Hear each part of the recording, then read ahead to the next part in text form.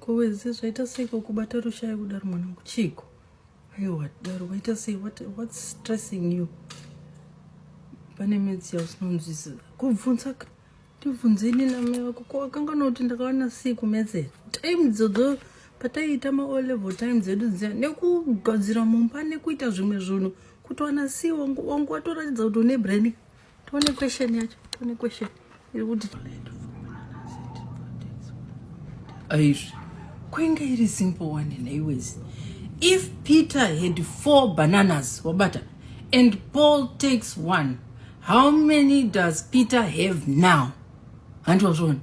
It's a simple equation. It's an equation. And one urukubata question ere mwanangu. If no, azunakunzi minus. If Peter had 4, and wabatiza 4, and Paul takes 1, how many does Peter have now? It's dosaka pana equal. Dosaka pana equal. Left and right must balance, mwanangu.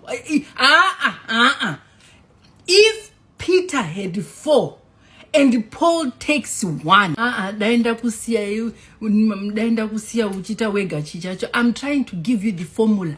It's a formula. Metsa change. I can't spoon feed. I want to show you.